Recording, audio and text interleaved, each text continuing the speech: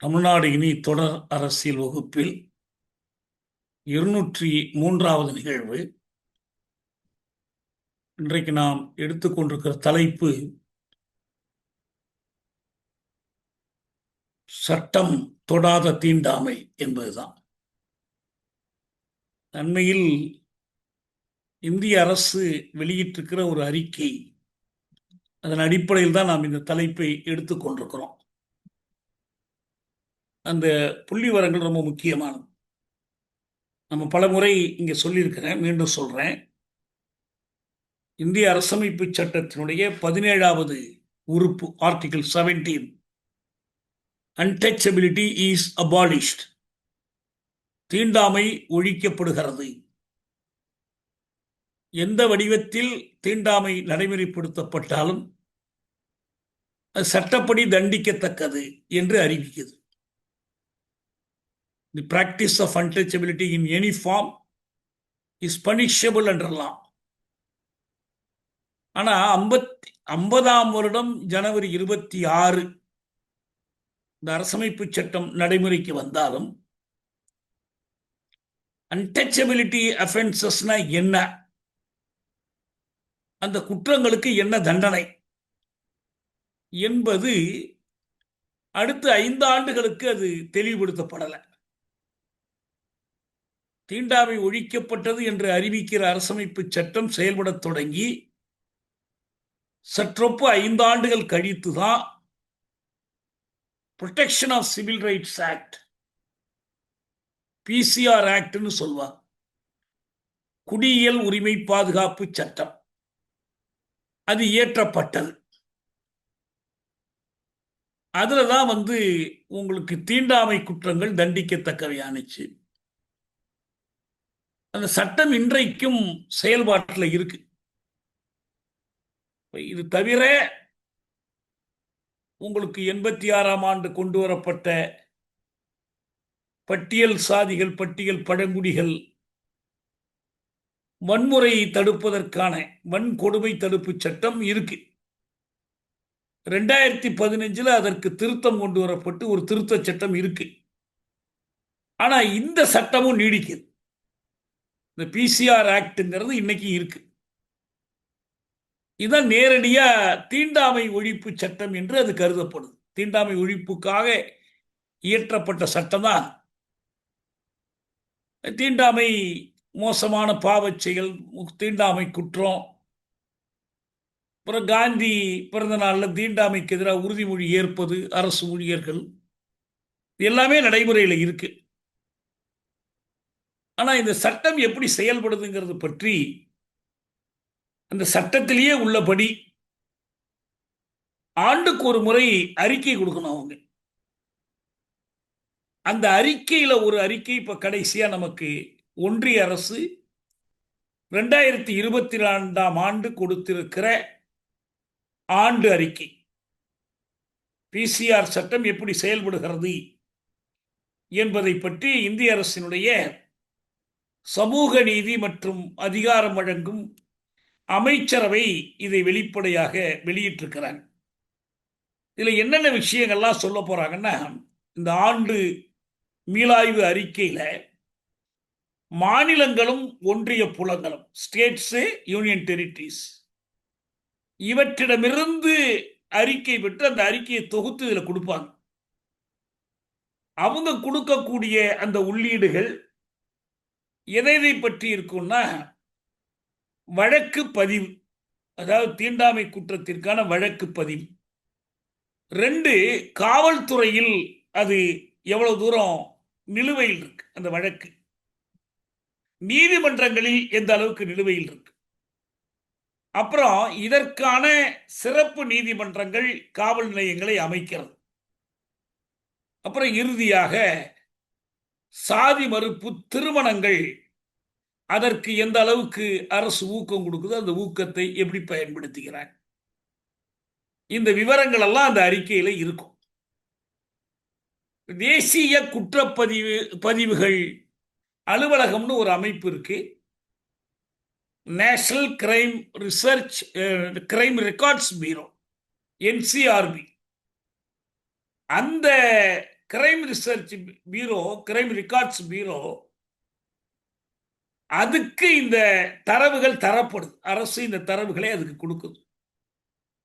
அது என்ன இருக்குன்னு சொன்னா, 2022ஆம் ஆண்டில் இந்திய நாடு முழுவதிலும் இந்த பிசிஆர் ஆக்ட், தீண்டாமை ஒழிப்பு சட்டத்தின்படி மொத்தம் பதிவு செய்யப்பட்ட வழக்குகள், ரொம்ப நம்புறதே கடினமா இருக்கு, 13 தீண்டாமை வழக்குகள் 2022ஆம் ஆண்டில் இந்தியா முழுவதிலும் 13 வழக்குகள் பதிவு செய்யப்பட்டன. 2021இல் 24 வழக்குகளாக இருந்து இது 13 2022ல குறைஞ்சிருக்கு ஒரு வருஷத்துல.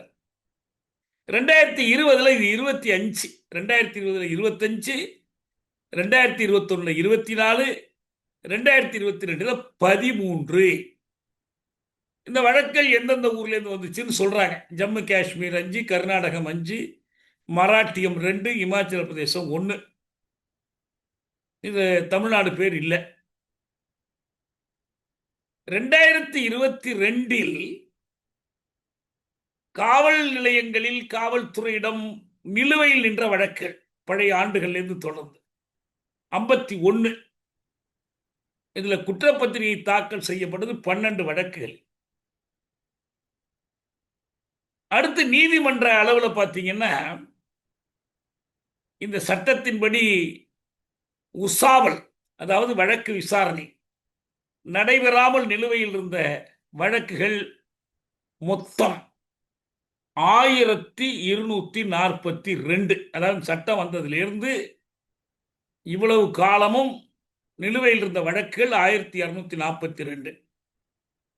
2022இல் நீதிமன்றங்கள் தீர்வு கண்ட வழக்கு 31 வழக்குகளில் ஒரே ஒரு வழக்கில் குற்ற தீர்ப்பு வழங்கப்பட்டது. 30 மிச்சமிருந்த 30 வழக்குகளிலும் குற்றஞ்சாட்டப்பட்டவர்கள் விடுதலை செய்யப்பட்டனர். இதுக்கு முந்தைய ஆண்டு அறிக்கைகளை திருப்பி பார்த்தால்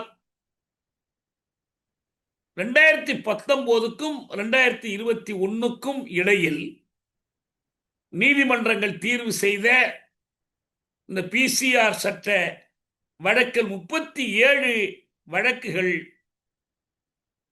இவை அனைத்துமே விடுதலையில் முடிந்தன. குற்றஞ்சாட்டப்பட்டவர்கள் விடுதலை செய்யப்பட்டார். இதற்கு மாறாக இந்த சட்டம் பிசிஆர் ஆக்டை மறந்துடாதீங்க, இது அப்படியே இருக்கட்டும். பிசிஆர் ஆக்ட் இருக்கும் போதே இன்னொரு சட்டம் வருது, அது 1989 வருது. அந்த சட்டம் தான் எஸ்சி எஸ்டி வன்கொடுமை தடுப்பு சட்டம். அதாவது இந்த ரெண்டுக்கும் இருக்கிற வித்தியாசம் என்னன்னா, இந்த பிசிஆர் ஆக்ட் என்பது தீண்டாமை கடைபிடிப்பது, அதாவது இது வன்முறையாக வெளிப்படுவது அல்ல. நீ அவங்களுக்கு தண்ணி கொடுக்கல, டீ கடையில் டீ கொடுக்கல, கோயிலுக்குள்ள நுழைய விடல, இது போன்ற பல்வேறு தீண்டாமை குற்றங்கள் இருக்கு. வேற ஒரு வழக்கில் சென்னை உயர்நீதிமன்றத்தில் ஒரு தீர்ப்பு கொடுக்குறாங்க. ஒரு கோயில், அந்த கோயிலில் அது எங்க இருக்குன்னா, சென்னையில் குன்றத்தூர்ல இருக்கக்கூடிய காமாட்சி அம்மன் உடனுறை திருநாகேஸ்வரர் கோயில். இந்த கோயில்ல நன்கொடை கொடுக்குறாங்க. அதாவது உபயதாரர்னு சொல்லுவாங்க பாருங்க. இந்த முதலியார் உபயம், இந்த செட்டியார் உபயம்லாம் அந்த டியூப்லைட்லேயே எழுதி போட்டிருப்பாங்க. அந்த மாதிரி அந்த கோயிலுக்கு உபயம் கொடுக்க போறாங்க. அவங்க யாருன்னா, அவங்க எஸ்சி மக்கள், தாழ்த்தப்பட்ட மக்கள் கொடுக்க போறாங்க. அதை அந்த நிர்வாகம் ஏற்றுக்கொள்ள மறுக்குது. இந்த கோயில்ல இந்த ஜாதியார் மட்டும்தான் உபயதாரராக இருக்க முடியும், நீங்க உபயதாரராக இருக்க முடியாது. அந்த பிரம்மோற்சவத்துக்கு, ஆண்டுதோறும் நடக்கக்கூடிய பிரம்மோற்சவ விழாவுக்கு உபயதாரர்களாக இருப்பதற்கு செங்குந்த முதலியார்களுக்கு மட்டும்தான் நிர்வாகம் அனுமதி கொடுக்கும். மற்றவர்கள் நீங்க நன்கொடை கொடுத்தாலும் நாங்கள் வாங்க மாட்டோம், நீங்க உபயதாரராக இருக்க முடியாது. என்று சொல்லிடுறேன்.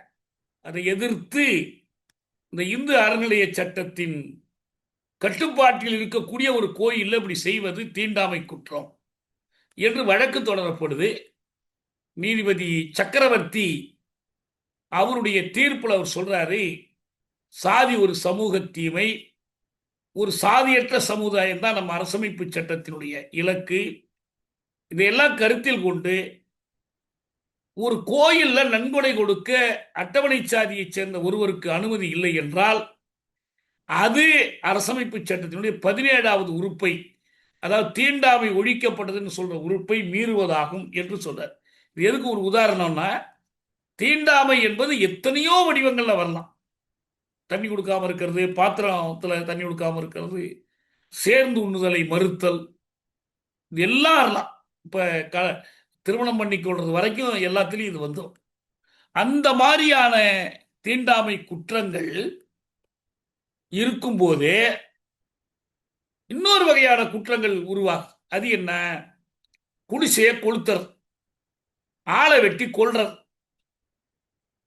இப்படி பலவிதமான கொடுமைகள், சவுக்கால் அடிக்கிறது, பெரம்பால் அடிக்கிறது, கட்டி வைக்கிறது, இதெல்லாம் வன்கொடுமைகள். இதுக்கு இந்த பிசிஆர் ஆக்ட் மட்டும் போதாது என்றுதான் 1989 ஒரு சட்டம் கொண்டு வரப்படுது.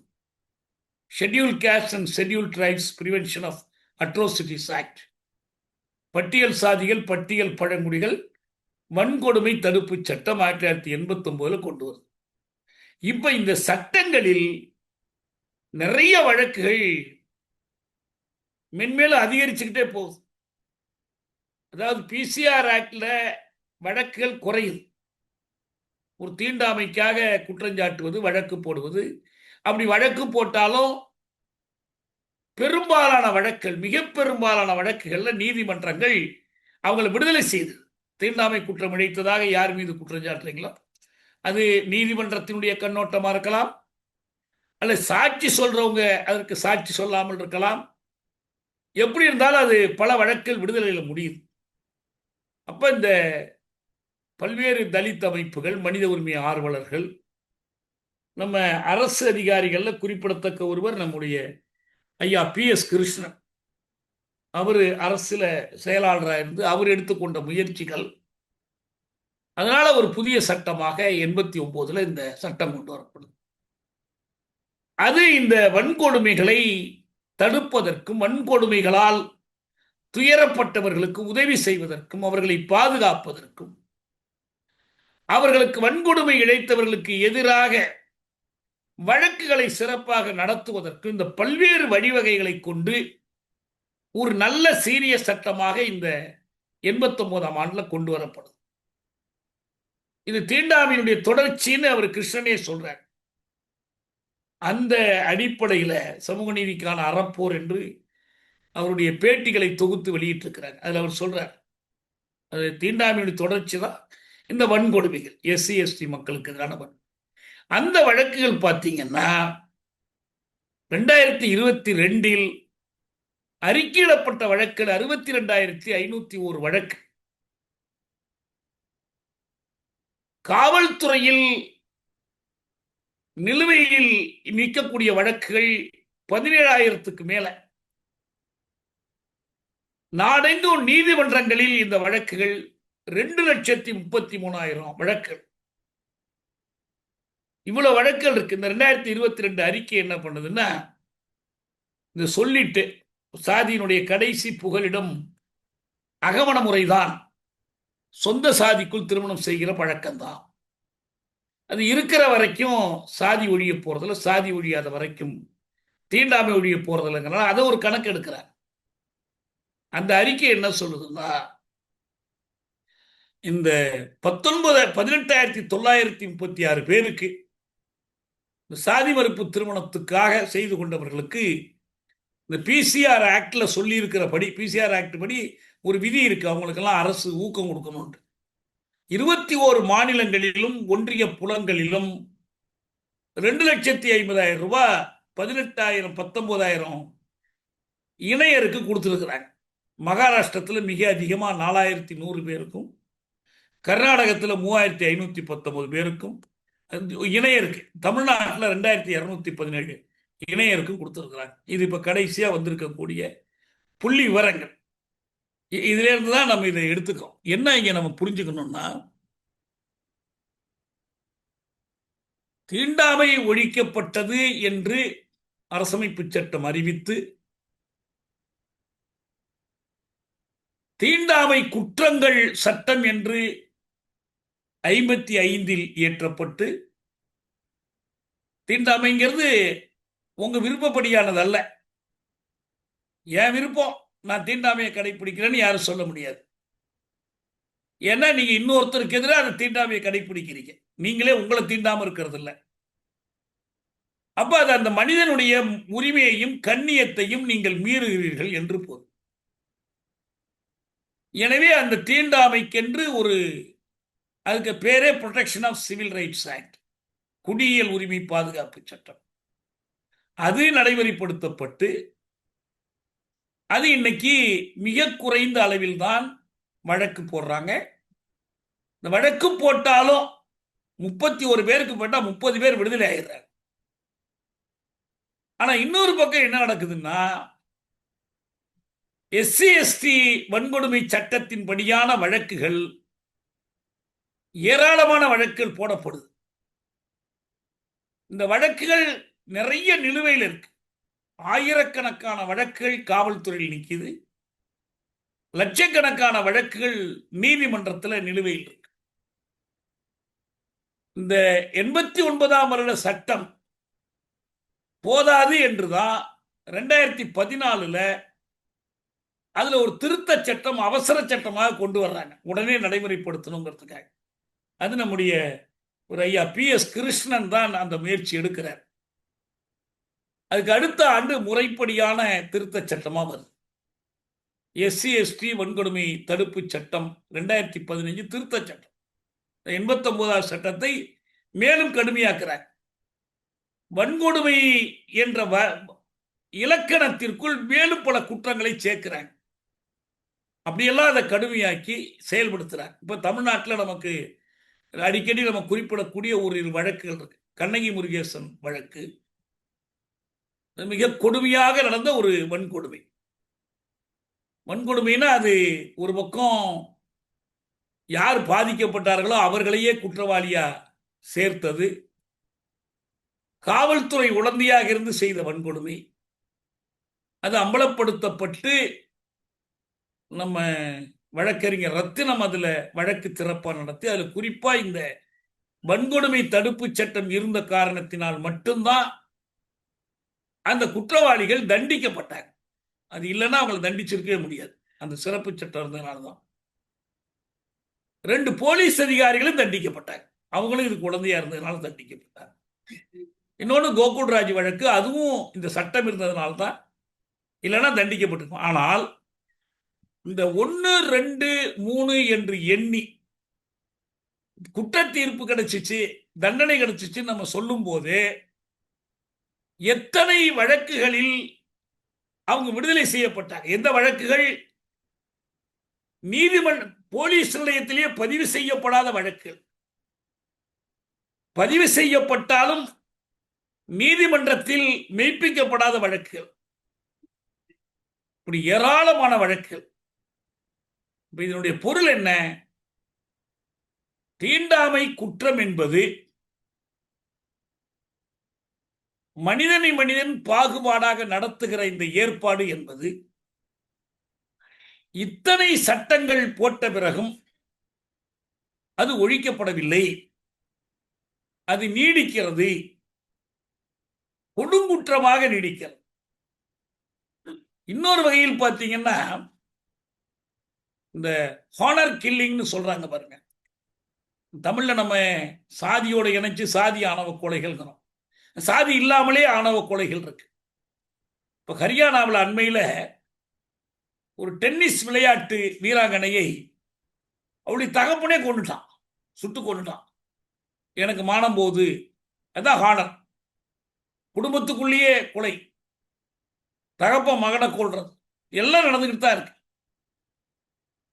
எஸ்சி எஸ்டி என்று இருந்தால் மட்டும்தான் இந்த ஆக்டுக்குள்ள வர முடியும். அதனால தான் நம்ம என்ன சொல்றோம்னா, இந்த ஆக்ட் இருக்கிற மாதிரியே நமக்கு இன்னொரு ஆக்ட் வேணும். அது இந்த ஆணவ கொலைகளை தடுப்பதற்கான ஆணவ குற்றங்களை, கொலை மட்டும் இல்லை, நிறைய குற்றங்கள் நடக்குது.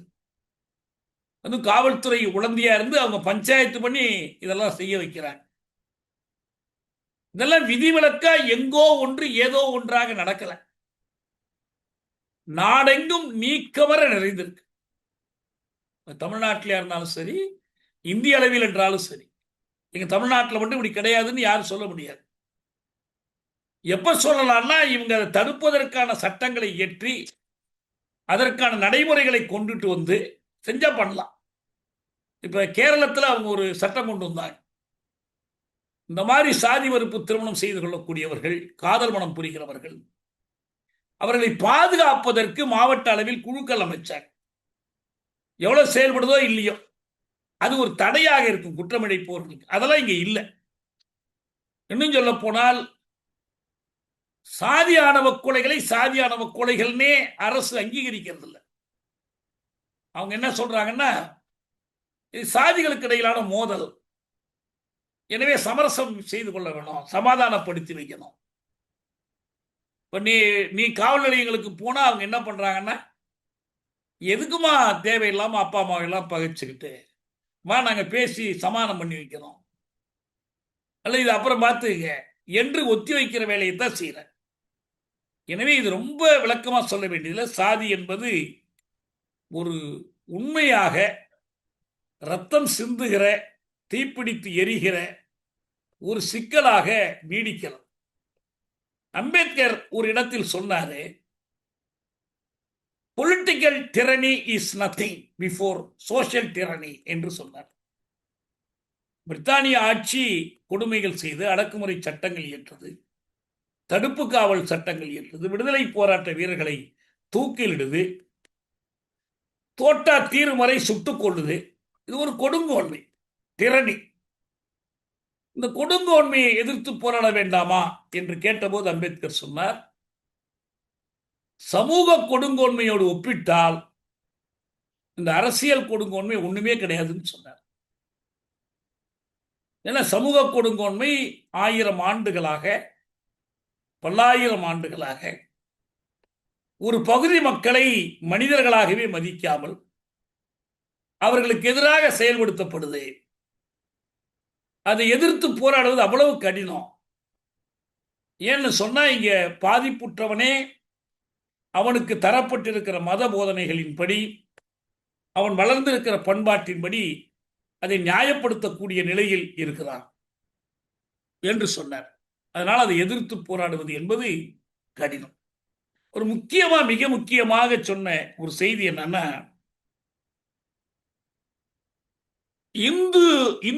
இந்துவியம் அல்லது இந்து மதம், இந்து மத கொள்கைகளுக்கும் இந்த தீண்டாமைக்கும் இருக்கிற உறவை அவர் எடுத்து காட்டினார்.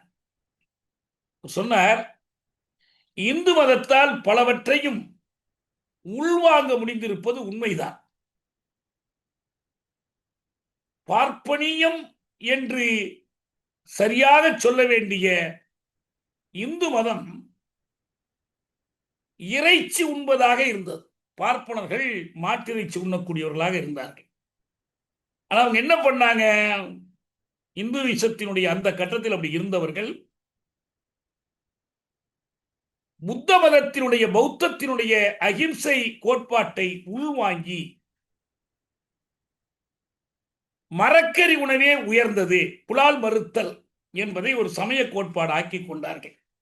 ஆனால் அவங்களால இறைச்சி உண்பதை விட்டலாம், மரக்கறி உண்ணலாம், எத்தனையோவற்றை மாற்றிக்கொள்ளலாம் பார்ப்பனியத்தை பாதுகாப்பதற்காக. ஆனால் ஒன்றை மட்டும் இந்து மதத்தால் செய்ய முடியவில்லை. ஏதோ ஒன்றை உள்வாங்க முடியல. எதன்னா, தீண்டப்படாத மக்களை அரவணைத்துக் கொள்வதற்கு, தீண்டப்படாத மக்களுக்கு எதிரான தடைகளை விளக்க மட்டும் இந்துவியத்தால் முடியவில்லை. இது அம்பேத்கர் தொடக்க காலத்திலே சொன்னது. இது அவர் சாதி ஒழிப்பு பற்றி அவருடைய உரையில் சொல்றாரு. கொலம்பியா பல்கலைக்கழகத்தில் அவர் கொடுக்கிற ஆய்வு கட்டுரை சாதி எப்படி இயங்குகிறது என்பது பற்றிய கட்டுரையில சொல்றாரு. அதற்கும் மேல அவருக்கு ஒரு பட்டறி. இந்த தீண்டாமைக்கு எதிரான போராட்டத்தில் அம்பேத்கர் முதலில் கண்ட களம் இந்த மகத் குளத்தில் தண்ணீர் எடுக்கிற போராட்டம். இந்த போராட்டத்தின் போது அவர் என்ன பார்த்தார்னா, சத்தியாகிரகம், அதாவது எதிரியினுடைய மனசாட்சியை தூண்டி, ஐயோ நம்ம தப்பு பண்றோமே, பாவம் பண்றோமே என்று அவன் மாற்றிக் கொள்றதுக்கு எதிரியின் மனசை மாற்றுவதற்கான ஒரு போராட்டம்.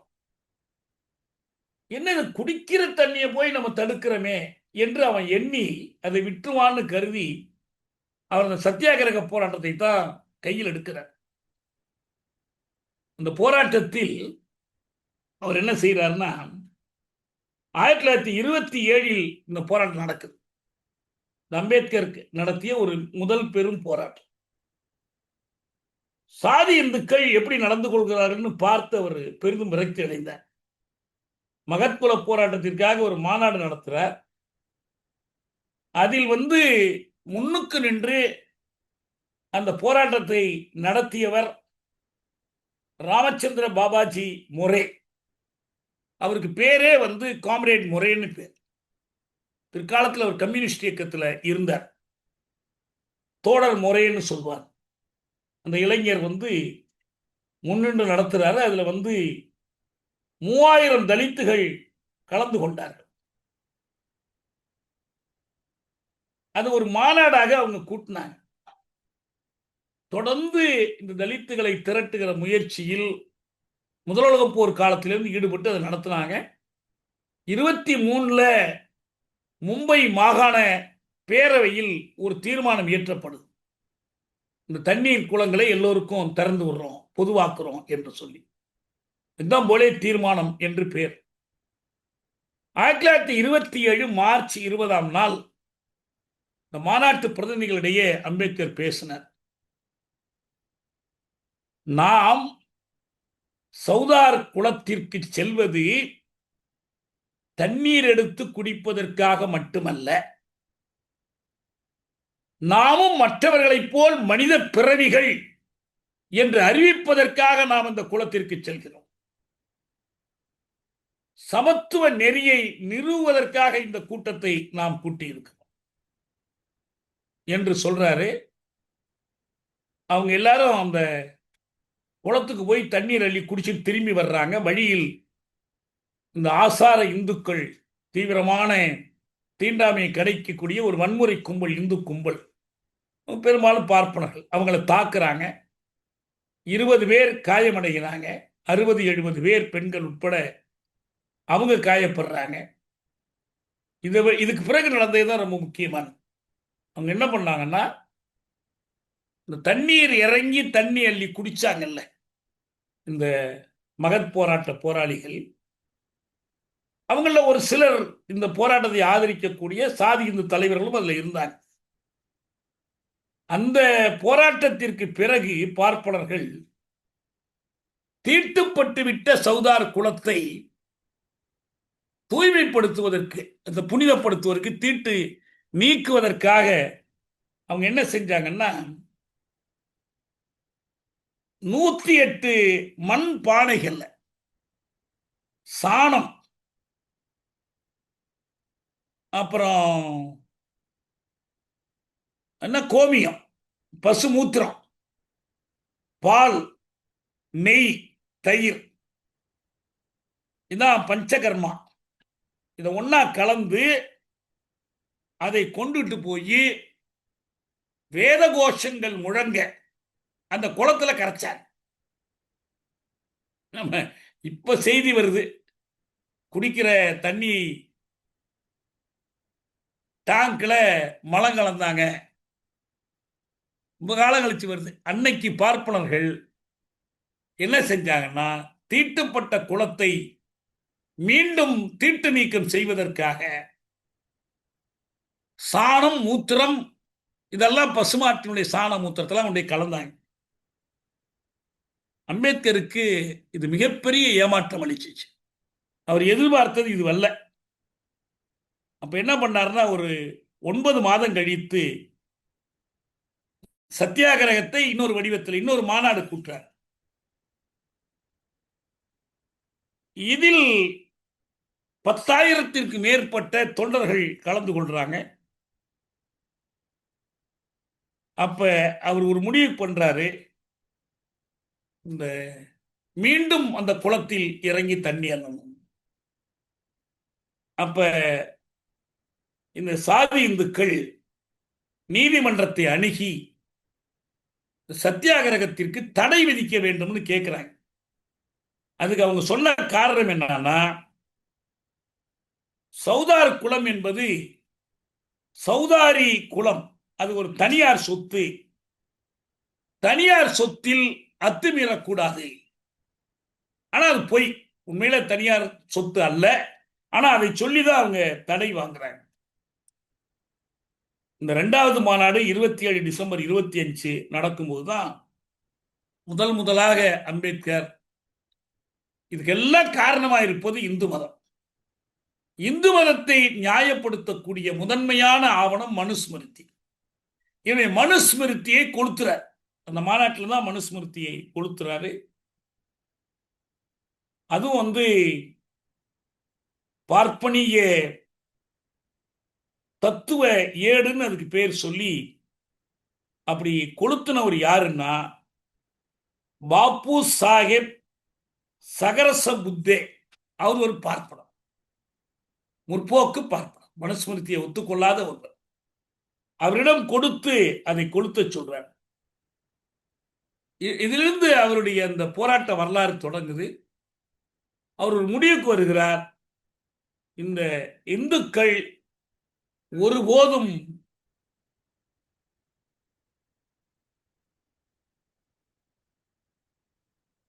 இதுக்கு ஒத்துக்க மாட்டாங்க. எனவே சாதி ஒழிப்பு என்பது இல்லாமல், சாதியை ஒழிக்காமல் தீண்டாமை ஒழிக்க முடியாது. இந்து மதம் இருக்கிற வரைக்கும் சாதியை ஒழிக்க முடியாது. இதை சொல்லித்தான் நிலைப்பாடு எடுக்கிறாங்க.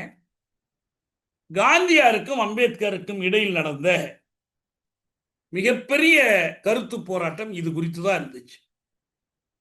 காந்தி என்ன நினைச்சார்னா, இந்து மதத்துல ஒன்றும் குற்றம் இல்லை, வர்ண தர்மத்திலும் குற்றம் இல்லை, வர்ணாசிரமும் நியாயம்தான். அது ஒரு சமூகத்தை ஒழுங்குபடுத்துவது, யார் என்ன வேலை செய்யணுங்கிறது அதை பிறப்பு தீர்மானிக்கிறது. அதுலயும் ஒன்றும் தப்பு இல்லை. எனவே அவர் தன்னையே ஒரு சனாத்தன ஹிந்துன்னு அழைத்து கொண்டார் காந்தி. நீங்க நினைக்கிற பொருள் இல்லை, இது வேறு பொருள்லாம் சொன்னார். இப்ப கூட சனாத்தனம்னா வெவ்வேறு பொருள் சொல்றாங்க இல்லையா. நம்ம ஏற்கனவே இந்துவியத்தின் புதிர்களை பற்றி தொடர் வகுப்புகள்ல சனாதனம் என்பது என்னங்கிறத பற்றி அம்பேத்கர் நிறைய சான்றுகளோட சொல்றார். மொத்தத்தில் சனாதனத்துக்கு நேரடியான பொருள் என்னன்னா, ஆதி அந்தம் இல்லாதது.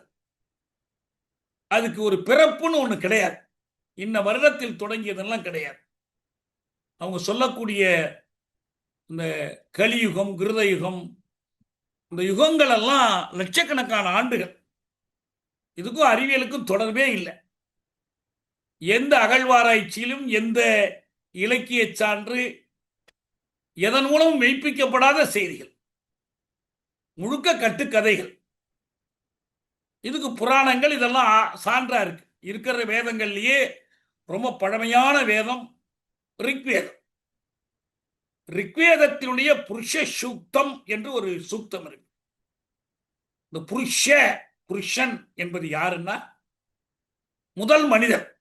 இப்ப நம்ம இதுல வருது இல்ல, பைபிள்ல ஆதாம் முதல் மனிதன், ஏவாள் முதல் பெண். அது மாதிரி இறைவன் படைத்த முதல் மனிதன் அவன். அந்த முதல் மனிதன் எப்படி அவனுடைய உடலில் இருந்துதான் இந்த சாதிகள் பிறக்குது, வர்ணங்கள் பிறக்குது. இப்ப தலையிலிருந்து பிறக்கிற பிராமணன், இப்படி ஒவ்வொன்றா நம்ம பல முறை சொல்லியிருக்கோம். தோளிலிருந்து சத்திரியன், இடுப்பு தொடை பகுதியிலிருந்து வைசியன், பாதத்திலிருந்து சூத்திரன் என்று எல்லாம் பிறக்கிறாங்க. இதுக்கு வெளியில மனிதர் அல்லாத ஒரு கூட்டம் இருக்கு, 5ஆம் ஜாதி. அல்லது இந்த நியாயத்தை கற்பித்து இது எப்பையில இருந்து தொடங்குனுச்சு, எப்ப போகும், இதை ஒழிக்க முடியுமா? இப்ப நம்ம பகவத்கீதையில இருக்கு,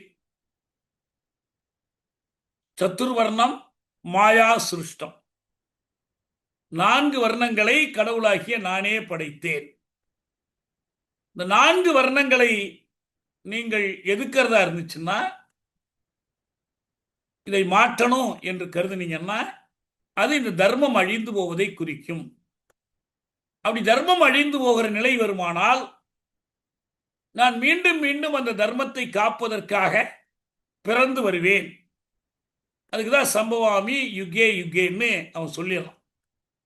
இதை நியாயப்படுத்துவது பகவத்கீதை மட்டுமல்ல, இந்த வேதங்கள், புராணங்கள் எல்லாவற்றிலும் இது நியாயப்படுத்தப்படுது. ஆனா அந்த வேதங்கள், புராணங்கள், பகவத்கீதை உட்பட எல்லாத்தையும் ஒத்துக்கொண்டுதான் என்ன பண்றாங்க, இந்த தீண்டாமையை பாதுகாக்கிற சாதி அமைப்பை கட்டி காக்கிறாங்க. அம்பேத்கர் சொன்னாரு, அது மாதிரி ஒழிக்க முடியாது. ஆனா என்ன உண்மைன்னா, அரசமைப்பு சட்டம் தீண்டாமையை ஒழித்ததே தவிர அதை தோற்றுவிக்கிற நிலைமைகளை அது மாற்றவில்லை. மாற்றுவதற்காக அது எதுவும் செய்யவில்லை. அன்டச்சபிலிட்டி இஸ் அபாலிஷ்ட், ஆனா cost system is not abolished. அந்த நீதிபதி சொல்றார், அரசமைப்பு சட்டத்தின்படி சாதி ஒழிக்கப்படுதுன்னு சக்கரவர்த்தி சொல்றார்.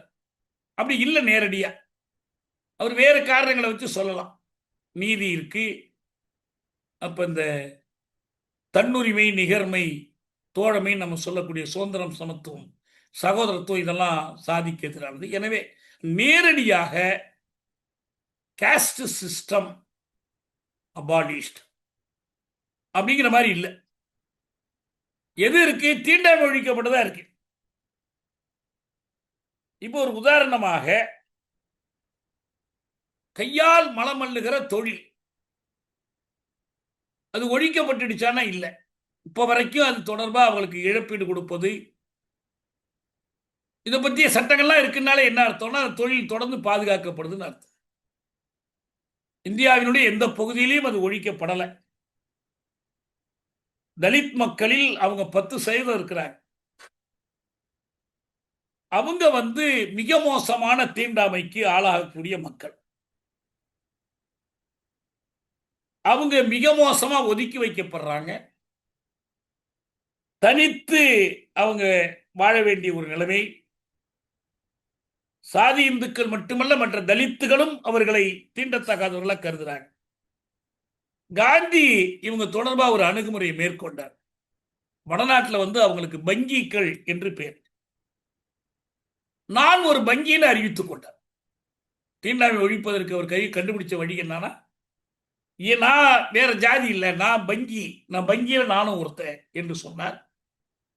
அவங்க இருக்கிற இடத்துல போய் நானும் சில நாள் வசிக்கிறேன்னு சொல்லி வசிச்சார். 1932 ஒரு ஹரிஜன சேவை சங்கம் அமைக்கிறார். அந்த சங்கத்தில் ஹரிஜனங்கள் சேர முடியாது. இந்த ஹரிஜன் பேர் வைத்ததே கூட எப்படின்னா, ஹரியின் புதல்வர்கள், கடவுளின் புதல்வர்கள்னு சொன்னா பத்தாது, ஏன் ஹரிஜன் இல்லையா, அவங்க சிவனின் புதல்வர்கள் இல்லையான்னு கேட்டாங்க. அதெல்லாம் கிடையாது, அவங்க விஷ்ணுவின் புதல்வர்கள். ஏன்னா அவரு ராமராஜ்யம் தானே, ராமரை வணங்குறவர், விஷ்ணுவின் அவதாரம் தான் அப்படின்னு சொல்லிட்டார். அம்பேத்கருக்கும் அவருக்கும் இடையில இதை பற்றி ஒரு வாக்குவாதம் நடக்குது. பாருங்க, நானே பங்கி ஆயிட்டேன். நான் நடத்தக்கூடிய ஆசிரமங்கள்ல மலமல்லும் தொழிலாளியும் தனியா யாரும் இருக்க மாட்டார்கள். யாரோ அவங்கவுங்க தான் அவங்களுடைய மலத்தை அள்ளணும் என்று விதி கொண்டு வந்திருக்க எல்லாம் சொன்னார். நான் இந்த பிறவியில் நான் இந்த ஜாதியை ஏற்றுக்கொண்டிருக்கிறேன். இன்னொரு முறை பிறந்தால் நான் அந்த ஜாதியில் பிறக்க ஆசைப்படுகிறேன்னு அம்பேத்கர் காந்தி சொன்னார். அம்பேத்கர் சொன்னார், காந்திஜி, நீங்கள் நான் இந்த பிறவியிலேயே இதை ஒழிச்சிடணும்னு விரும்புகிறேன், இந்த தொழிலை. நீங்க அடுத்த பிறவியில இந்த தொழில் நீடிக்கணும்னு நீங்க விரும்புறீங்க, அதான் ஜாதியில பிறக்கணும்னு சொல்றீங்க என்று சொன்னார். எனவேதான் அவர்கள் அந்த நிலைப்பாட்டை எடுத்தார்கள். அம்பேத்கர் வெறும் இந்து மதம், சுருத்திகள் இவற்றையெல்லாம் ஒழிப்பது என்பதனுடைய அவர் என்ன பொருள் கொண்டார்னா, இது சாதியை நியாயப்படுத்துகிறது. எனவே இதை ஒழிக்கணும், இந்த தீண்டாமையை ஒழிக்கணும்னு சொன்னா, ஒன்று இவர்களுக்கு அரசியல் அதிகாரம் கையில் கிடைக்கும். இரண்டு, இவர்கள் பெருமளவில் கல்வி பெற, கல்வி என்கிற ஆயுதத்தை ஏந்தாமல் இவர்களால் இந்த அடிமைத்தனத்திலிருந்து விடுபட முடியாது.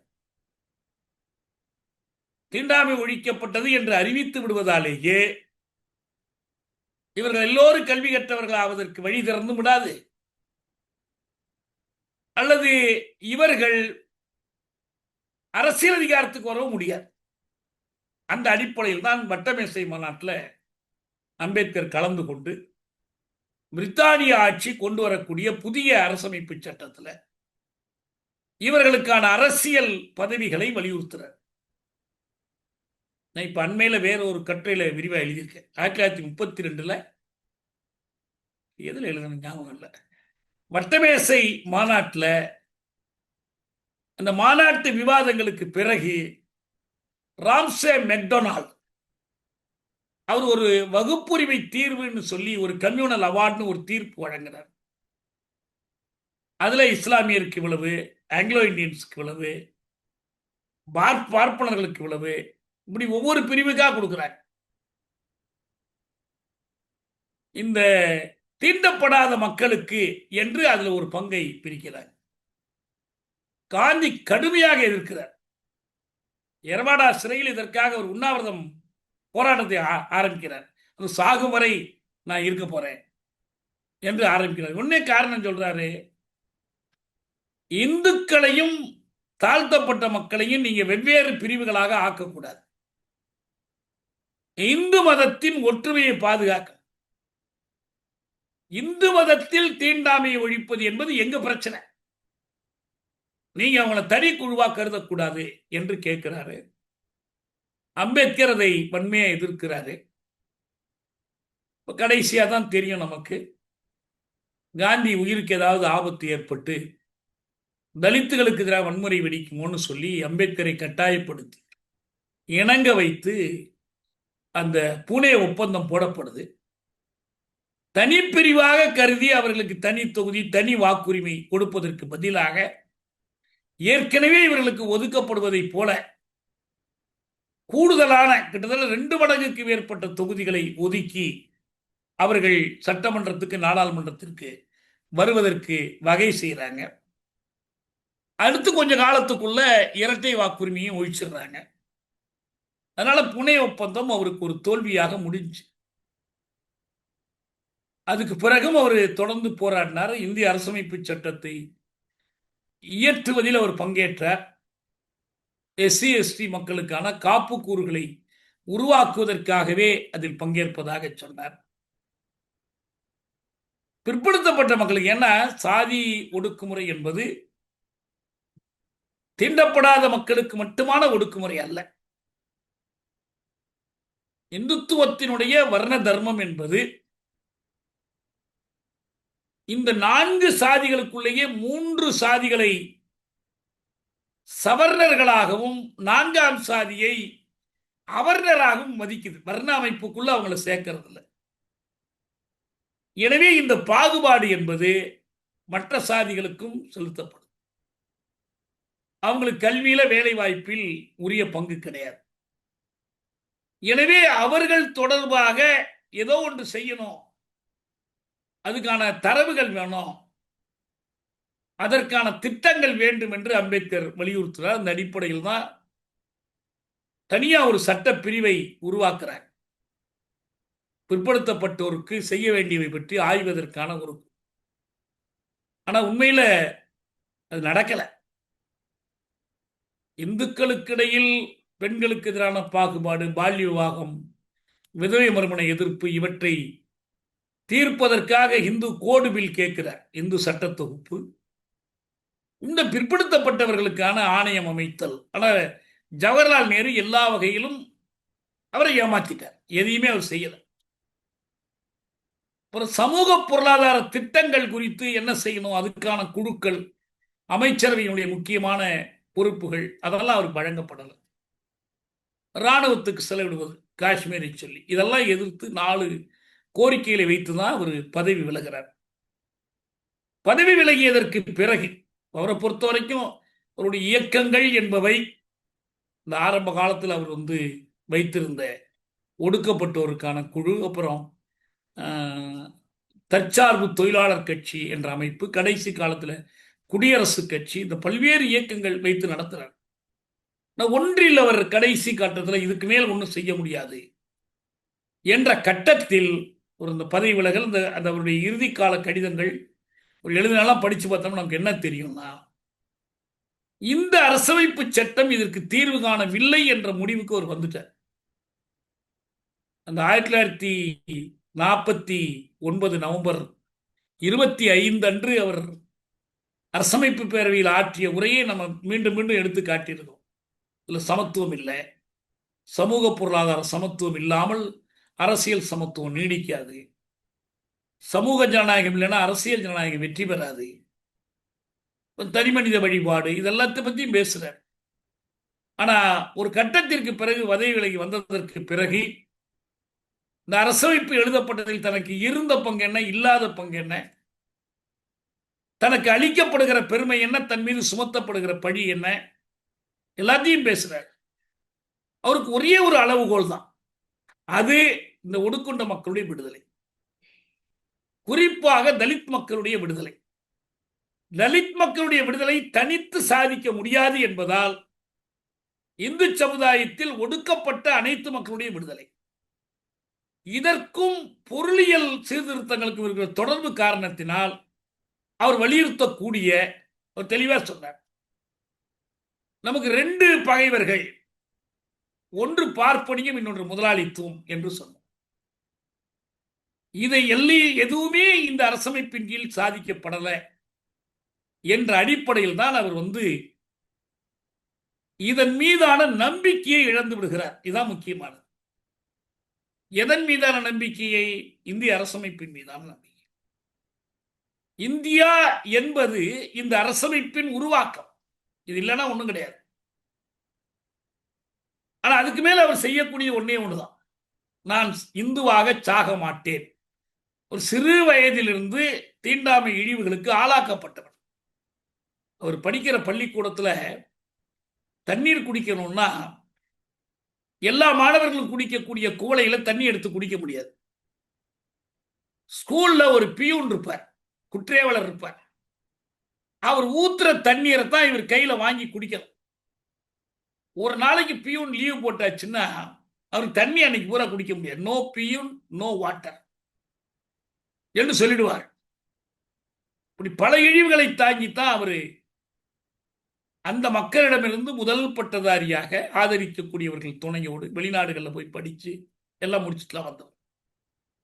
ஆனா அதோடு விலகி போய் தன்னுடைய சொந்த வாழ்க்கையை, சுக வாழ்க்கையை பார்த்து கொள்ளாமல் இந்த இழிவான அமைப்பை ஒழிக்கிற போராட்டத்தில் அவர் ஒவ்வொரு கட்டத்தில ஈடுபடுறார். எல்லாம் முடிஞ்சு அவருக்கு கிடைத்த ஒரு வாய்ப்பு, நான் அடிக்கடி சொல்றது உண்டு, அம்பேத்கர் மகத்குல போராட்டத்தை திட்டமிட்டு நடத்தினார். அப்புறம் இன்னொரு கோயில் நுழைவு போராட்டம் ஒன்று, அதை திட்டமிட்டு நடத்தினார். அப்புறம் இந்த சைமன் கமிஷன்ல இருந்து ஒவ்வொரு கமிஷன்லையும் போய் சட்டத்தில் செய்ய வேண்டிய காப்பு கூறுகள் என்ன என்று அறிக்கை கொடுத்தார்.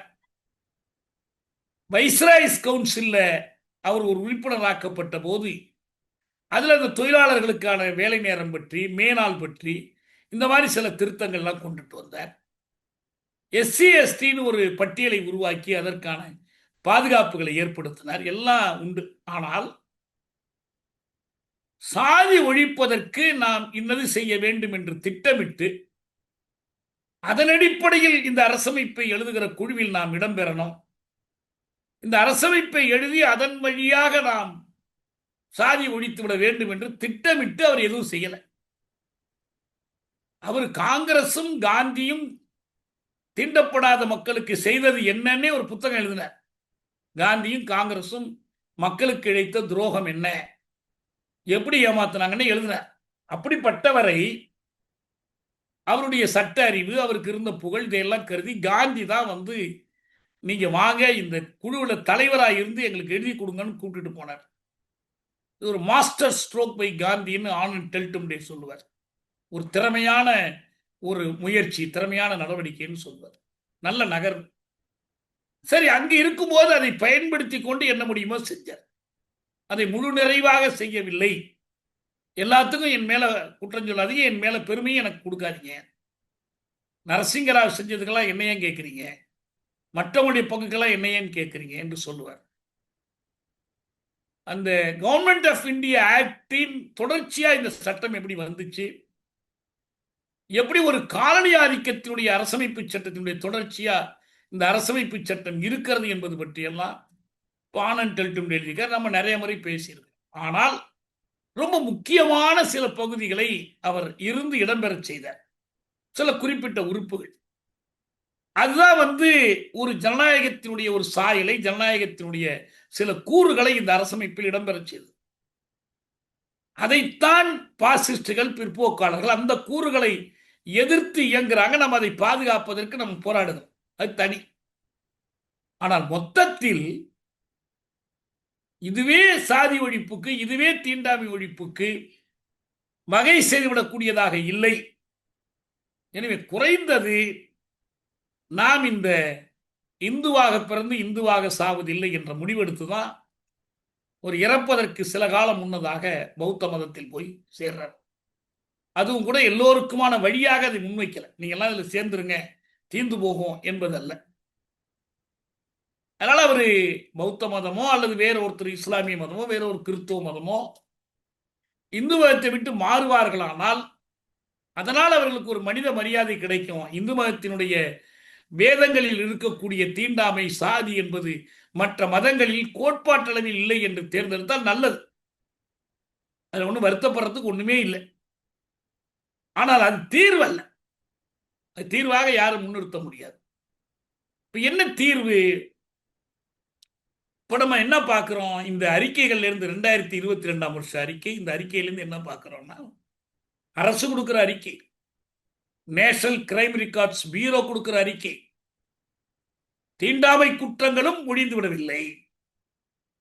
யாராவது ஒருத்தர் நினைச்சு பாருங்க, தமிழ்நாட்டில் ஒரு வருஷத்துல 4 குற்றம் நினைச்சு 3 குற்றம் விடுதலை செய்யப்பட்டுச்சுன்னா உண்மையாது? ஊருக்கு ஊர் தீண்டாமை இருக்கு. எல்லாம் கலந்த ஒரே தெரு எங்கேயாவது இருக்கா? இந்த கிராமத்தில், நான் நகரத்தை பத்தி பேசல, நகரத்திலையும் அது வேறு விதமா இருக்கு, அது வேற தனி. ஆனா கிராமத்தை எடுத்துக்கொண்டால், ஒரு கிராமத்துல இங்க அக்ரகாரம் இல்லை, குடியானவ தெரு இல்லை, சேரி தெரு இல்லை, எல்லா மக்கள் கலந்து இருக்கிறாங்க. அப்படி இருக்கா எங்கேயாவது? கலைஞர் வந்து பெரியார் நினைவு சமத்துவபுரம்னு தொடங்கினார்.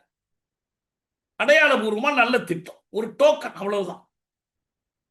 ஏதோ ஒரு இடத்துலயாவது அதுல கிடைக்கிற வசதிகள், சலுகைகள் ஏதோ ஒரு காரணத்தினால பல சாதியினர் கலந்து வாழக்கூடிய ஒரு தெருவை உருவாக்கினாங்க. அது என்ன, ஒரு மாவட்டத்துக்கு எத்தனை, ஒரு தாலுகாவுக்கு எத்தனைன்னு பார்த்தீங்கன்னா, அது மொத்தத்தில் இந்த பிரச்சனைக்கே தீர்வு இல்லை. ஆனால் ஒரு அடையாளபூர்வமான ஒரு முயற்சி. அது நாடே சமத்துவபுரம் ஆயிடுச்சா? நாட்டின் பெரும்பகுதி அப்படி ஆயிடுச்சா? அல்லது ஒரு மாவட்டம் ஆயிடுச்சா? இல்லையே. இப்போ நம்ம சில ஊர்கள் இருக்கு, கீழத்தஞ்சையில பார்த்தீங்கன்னா, எல்லா சாதியினரும் எல்லா வர்க்கத்தினரும் ஒரே கட்சியில் இருப்பார். ஆனா அந்த ஊர்கள் கூட எப்படி மாறலன்னா, தனித்தனி குடியிருப்புகள் மாறல. கோயில்ல ஒன்னா கும்பிடுறாங்க, டீ கடையில ஒன்னா சாப்பிடுறாங்க. ஆனால் தீண்டாமை என்பது ஏதோ ஒரு வடிவத்தில் தொடருது. சாதி மறுப்பு திருமணம் செய்தால் வெறி கொண்டுறாங்க, அந்த இடங்கள்லயே சொல்றேன். இன்னும் சொல்ல போனால், அட்டவணை சாதி மக்களுக்குள்ளேயே பறையர் பல்லர் சாதி மறுப்பு திருமணம் செய்தால் அதுல ஒரு மோதல் வருது, வன்முறை வெடிக்குது, கொலையே நடக்குது. இவ்வளவு மோசமான ஒரு நிலை இந்த 75 ஆண்டுகள்லையும் நீங்கவில்லை. நீடிக்கிறதுனா என்ன செய்யணும் அடுத்து? அங்கதான் நம்ம என்ன சொல்றோம்னா, அம்பேத்கர் இந்த இந்தியா என்கிற கட்டமைப்பின் மீதான நம்பிக்கை இழந்து விட்டார். இந்த அரசமைப்பும் இந்த அரசும் இந்த பிரச்சனையை தீர்க்காதுங்கிற முடிவுக்கு வந்து விட்டார். அவர் தோற்றுவித்த அரசியல் அதிகாரத்திற்கென்று தோற்றுவித்த இந்த கட்சிகள் இயக்கங்கள் பற்றி அவருடைய கருத்துக்களை இறுதி காலத்தில் ஒரு பதிவு செய்கிறார். அவருடைய உதவியாளர் எழுதுறார். அம்பேத்கரிய தலைவர்கள்லாம் எப்படி இருக்கிறாங்க, என்ன ஆயிட்டாங்க என்பதெல்லாம் எழுதுறார். என்ன மிச்சம்? எங்கே கோளாறு? எதனால் இந்த தோல்வி ஏற்பட்டுச்சு? இந்தியாவில் சாதி ஒழிய வேண்டும் என்றால் அதற்கு அடிமுதல் நுனி வரையிலான ஒரு தரோ கோயிங் குடியாட்சிய புரட்சி, டெமோக்ராட்டிக் ரெவல்யூஷன், இந்திய சூழலில் ஒரு சமூக நீதி புரட்சி தேவை. அந்த புரட்சி அதனுடைய ஒரு கூறு அந்த முழுமையான ஜனநாயகம். அங்கதான் லெனினை நம்ம நாடுறோம். முழுமையான குடியாட்சியம் என்று சொன்னால் இந்த மனிதனும் அந்த மனிதனும் சமமா இருப்பது மட்டுமல்ல, ஒரு தேசமும் இன்னொரு தேசமும் சமமா இருக்கணும். இந்தியா பல சாதிகளை கொண்ட நாடு மட்டுமல்ல, பல தேசிய இனங்களை கொண்ட நாடு. இந்த தேசிய இனங்களுக்கு இடையில் நிகர்மை இல்லை, தன் தீர்வு உரிமை இல்லை. பாலத்தீன போராட்டம் பற்றி பேசுகிற எல்லோருமே ஐநாவிலையும் சரி வெளியிலையும் சரி பாலத்தீன மக்களின் சுயநிர்ணய உரிமை, ரைட் டு செல்ஃப் டிட்டர்மினேஷன் பற்றி பேசுறாங்க. அந்த போராட்டத்தை அப்படிதான் வர்ணிக்கிறாங்க. இந்தியாவில் சாதி ஒழிப்பில் நம்பிக்கை இருக்கிற கட்சிகள் என்ன பேசுறது இல்ல, இந்தியாவினுடைய பல்வேறு தேசங்களுடைய சுயநிர்ணய உரிமை பற்றி பேசுறதே இல்லை. தமிழ்நாடு ரொம்ப நேர்மையா சமூக நீதி ஆட்சி நடத்துகிறது, சமூக நீதி திட்டங்களை கொண்டு வருதுன்னு வச்சுக்குவோம், பேச்சுக்கு வச்சு. அது விரும்பியபடி அந்த திட்டங்களை செயல்படுத்த விடாமல் தடையாக இருப்பது எது? நீட்டுக்கு எது தடை? நிலச்சீர்திருத்தங்களுக்கு எது தடை? எல்லாமே தடை என்பது இந்தியா இந்தியா என்கிற கட்டமைப்பு. ஒரு கட்சி அரசாங்கம் மட்டும் இல்லை, எந்த கட்சி அரசாங்கம் வந்தாலும் மீண்டும் மீண்டும் அதே தான் நடக்குது. ஏன் நீதிமன்றங்களில் போய் இந்த வழக்கு வெற்றி பெறதில்லை? நீதிமன்றங்களில் சாட்சி சொல்லக்கூடிய மனசுல ஜாதி இருக்கு, வழக்கு நடத்துகிற மனசுல ஜாதி இருக்கு, போலீஸ்கார மனசுல ஜாதி இருக்கு. என்ன பண்றான்? ஒரு ஜாதி படையா செயல்படுறான். சேரிகளில் நுழைந்தால் மிக மூர்க்கமா நடந்து கொள்றான். கோழிக்குண்டுக்குள்ள நுழைந்த நரியை போல் பாயிறான். அவ்வளவு வெறித்தனம். வெளியில தெரியாத இடங்கள்ல கூட அடிக்கிறவன் ஜாதி, அடிக்கப்படுறவனுடைய ஜாதி வேலை செய்யுது. அது இல்லைன்னு யாரும் சொல்ல முடியாது. வெறும் போலீஸ் இவர் பிடிபட்டவர் நடந்துக்கல, பிடிபட்டவன் என்ன ஜாதிப்பா, அடிக்கிறவன் என்ன ஜாதி?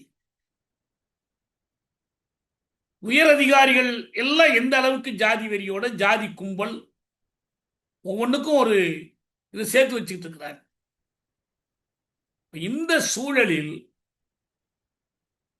ஒரு சமூக நீதி சார்ந்து அடிப்படையான குடியாட்சிய மாற்றம் இது இந்த கட்டம் வரணும். இப்போ அதனாலதான் நம்ம என்ன சொல்றோம்னா, அம்பேத்கர் வந்த வரைக்கும் அந்த அளவு வந்தார். அதாவது இந்திய அரசமைப்பு சாதிகாக்கும் அரசமைப்பு. அம்பேத்கர் வெளிப்படையா அவரு அனில் டெல்டும்டே பேரை கொடுத்துட்டாரே, ரிப்பப்ளிக் ஆஃப் காஸ்ட். இது சாதி ஒழிப்பு குடியரசு அல்ல, இது ஜனநாயக குடியரசு அல்ல, இது சமூக நீதி குடியரசு அல்ல. ஏன் இந்த அரசமைப்பு செயலளவில் அப்படிதான் இருக்கு. நீங்க முகப்புரையில எழுதி வச்சதுனால அப்படி மாறிடாது. அப்படிதான் நடைமுறையில் செயல்படுது. கல்வி வேணும், அரசியல் அதிகாரம் வேணும்னு அம்பேத்கர் விரும்பினார். இந்த ரெண்டும் கிடைச்சிருக்குதா? இந்த ரெண்டும் அவர்களை நாடி போயிருக்குதா? புதுத்தாராளிய முதலாளித்துவ கொள்கைகள் இந்த ரெண்டுக்கும் எதிராக இருக்கா இல்லையா? அந்த புதுத்தாராளிய முதலாளித்துவ கொள்கைகளைத்தான் இந்திய அரசு, மாநில அரசு ரெண்டுமே, இந்தியாவில் இருக்கிற எல்லா மாநில அரசுகளும் தங்கள் பொருளாதார கொள்கையாக கடைபிடிக்கிறாங்க. வளர்ச்சி, நாட்டினுடைய வளர்ச்சி என்பதற்கு இந்திய அரசு ஒரு அளவுகோல், தமிழக அரசு வேறு அளவுகோல் வச்சிருக்காங்களா? மோடி வேறு அளவுகோல், மம்தா ஒரு அளவுகோல், கேரளாவில் பினராயி விஜயன் இன்னொரு அளவுகோல் வச்சிருக்காங்களா? நாங்க கடைபிடிப்பது தான் வளர்ச்சி கொள்கை. இல்ல இல்ல, நாங்க கடைபிடிப்பது தான் வளர்ச்சி. நீங்க எத்தனை விமான நிலையம் அமைச்சீங்க? நாங்க எத்தனை துறைமுகங்கள் அமைச்சோம்? நாங்க எவ்வளவு முதலீடுகளை வெளியிலிருந்து கொண்டு வந்து சேர்த்தோம்? என்னுடைய அர்த்தம் என்ன? எல்லாம் ஒண்ணா இருக்கிறீங்க இதுல. அதனால ஒண்ணும் இல்லை, சுருக்கமா சொன்னால், இதனாலதான் பெரியார் அம்பேத்கரை இந்த விஷயத்தில் தாண்டி போனார். சாதி ஒழிய வேண்டும் என்றால் டில்லி ஆதிக்கம் ஒழிய வேண்டும். பார்ப்பான், பணக்காரன், படிப்பாளி, அதிகாரி ஒழிய வேண்டும் என்றால் இந்தியா ஒழிய வேண்டும். இது அம்பேத்கருடைய, இவருடைய பெரியாருடைய இது. இதுல பெரியார் தமிழ்நாடு தமிழருக்குங்கிற முழக்கத்திற்கு இதைத்தான் உட்பொருளாக கொடுத்தார். செய்யாத வரைக்கும் இது அடிப்படை. நம்ம அதுக்காக இன்றைக்கு அன்றாடம் போராட வேண்டியில்லை. இப்ப இந்த SC ST வன்கொடுமை சட்டத்தை இன்னும் கடுமையாக்குவதற்கு, செயல்படுத்துவதற்கு, நடைமுறையில் இருக்கிற திட்டங்களை செயல்படுவது எல்லாமே செய்யும். ஆனா அதையும் தாண்டி ஒரு அடிப்படையான ஒரு மாற்றத்திற்கான ஒரு புரட்சி, ஒரு விடுதலை புரட்சியின் வழியாகத்தான் சாதி ஒழிப்பிற்கும் அதன் விளைவாகிய தீண்டாமை ஒழிப்புக்கும் ஆன அடித்தளங்களை நாம் நிறுவ முடியும் என்பதுதான் வரலாறு நமக்கு கற்றுக் கொடுத்திருக்கிற படிப்பினை. வேற சுருக்க வழியே இல்லை. நான் பண்மையில தென்மொழியில இந்த இந்த மாசம் ஒரு கட்டுரை எழுதியிருக்கேன், வரப்போகுது பாருங்க. நான் என்ன கேட்கிறேன்னா, எந்த இலக்கை நிர்ணயித்தாலும், இது மேலை நாடுகள்ல அல்லது வெளிநாடுகள்ல தெளிவா எழுதுறாங்க. என்னன்னா, road map, road map to Eelam liberation, ஈழ விடுதலைக்கான சாலை வரை. மேப்னா வரை, road map. What is a road map to the abolition of untouchability? தீண்டாமை ஒழிப்புக்கான சாலை வரை என்ன? சாதி ஒழிப்புக்கான சாலை வரை என்ன? அது எவ்வளவு பொருந்தும், எவ்வளவு சட்டத்துக்கு உட்படுது, எது சட்டத்துக்கு உட்படாது, இது எல்லாத்தையும் தெளிவுபடுத்தாமல் சும்மா தீண்டாமை ஒரு பாவச் செயல், நாங்க சத்தியம் எடுத்தோம், உறுதி எடுத்தோம் அப்படின்னு சொல்றதுல அர்த்தமே இல்லை. அதனால வேண்டி இது ஒரு முழுமையான ஒரு ஆய்வு இதை பற்றி செய்யப்படணும். செய்யப்படாம ஆண்டுக்கு ஒரு முறை இவ்வளவு வழக்கு போட்டோம், இவ்வளவு விடுதலை ஆயிடுச்சு, நாங்க என்ன பண்றது என்று அறிக்கை கொடுப்பதால் பயனில்லை. நிமிடத்துக்கு நிமிடம் தலித்துகள் கொலை செய்யப்படுகிற நாடு, நிமிடத்துக்கு நிமிடம் தங்களுக்கு துணை யார் என்பதை தேர்ந்தெடுக்கிற பெண்கள் கொலை செய்யப்படுகிற நாடு. இந்த குற்றங்களை பதிவு செய்து அறிவிப்பது போதாது. இளைஞர்கள் இதில் ஒரு அடிப்படை மாற்றம் காண்பதற்கு, உழைப்பதற்கு முன்வர், அதற்கு நம்ம மக்களை திரட்டுவதற்கு முன்வர். அதுதான் உண்மையிலேயே தீண்டாமை ஒழிப்புக்கு, சாதி ஒழிப்புக்கான பணியாக இருக்கும். நான் நிறைவு செய்கிறேன்.